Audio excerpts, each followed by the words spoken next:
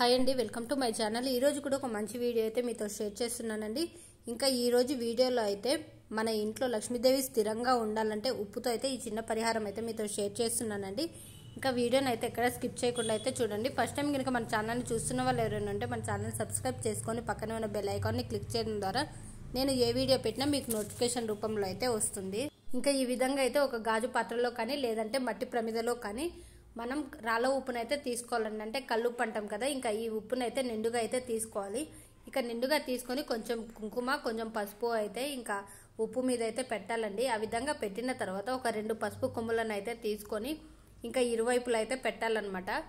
ఇంకా ఈ విధంగా చేయడం వల్ల మన ఇంట్లో లక్ష్మీదేవి అనుగ్రహంతో పాటు అదే విధంగా మనకు వచ్చిన డబ్బు కూడా త్వరగా ఖర్చు అయిపోతుంది అలానే అనేసి అనుకున్న వాళ్ళు కూడా ఇంకా ఈ టిప్ అయితే యూస్ అవుతుందండి. అంటే ఈ పరిహారం అయితే చాలా బాగా ఉపయోగపడుతుంది అనమాట.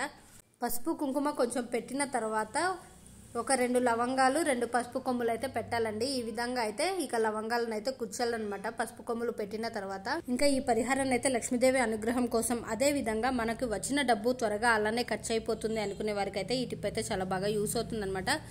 ఇక ఈ పరిహారం అయితే ఈశాన్యం వైపు అయితే ఈ బౌల్ని అయితే పెట్టాలన్నమాట. ఎవరు చూడకుండా ఉండేలా అయితే పెట్టాలి.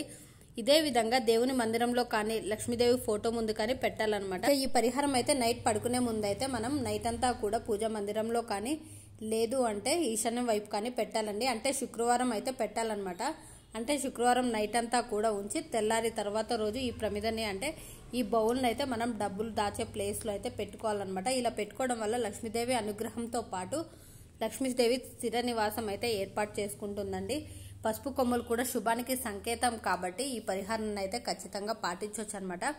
ఇక ఈ పసుపు కొమ్ములు లవంగాలు కూడా పెట్టిన తర్వాత మన దగ్గర ఉండే నోట్ అయితే ఏదైనా ఒకటైతే తీసుకోవాలన్నమాట. ఇక నేనైతే 500 రూపీస్ నోట్ అయితే పెడుతున్నానండి. ఇంకా ఈ విధంగా మన వీలు పట్టు అయితే 100 రూపీస్ అయినా పెట్టవచ్చు అనమాట. లేదంటే 50 రూపీస్ లేదు అంటే 10 రూపీస్ అయినా మీ వీలు పట్టు అయితే మీ దగ్గర ఉన్న అమౌంట్ని అయితే ఇక ఈ విధంగా అయితే బౌల్లో అయితే పెట్టాలన్నమాట. ఇంకా ఈ విధంగా ఉప్పు అయితే మనకి లక్ష్మీదేవి స్వరూపం అనేసి అనుకుంటాం కదండి. అదేవిధంగా శుక్రవారం రోజు కూడా ఐశ్వర్య దీపం అనేసి అయితే ఈ విధంగా రాళ్ళ ఉప్పుతో అయితే మనం దీపం అయితే వెలిగిస్తాం కదా. ఉప్పుని మనం లక్ష్మీదేవి స్వరూపంగా చూస్తాం. అంతే విధంగా మన వంటగదిలో కూడా ఎప్పుడు ఉప్పునైతే అవిపోకుండా అయితే చూసుకోవాలన్నమాట. అంటే అది కొంచెం ఉంది ఉప్పు అనడంతో మనం కొత్తదైతే తెచ్చుకోవాలన్నమాట, కొత్త ప్యాకెట్ అనమాట.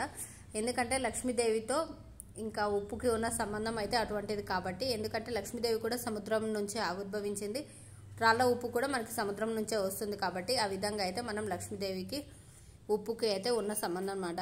ఇంకా నేనైతే ఈ విధంగా 500 రూపీస్ నోట్ అయితే పెట్టేశానండి.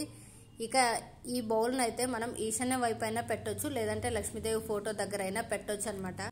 ఇంకా మనం ఈ విధంగా చేయడం వల్ల లక్ష్మీదేవి అనుగ్రహం అయితే ఖచ్చితంగా కలుగుతుందండి. ఇంకా అంతేకాకుండా లక్ష్మీదేవి అయితే స్థిర నివాసం అనేది అయితే ఉంటుంది.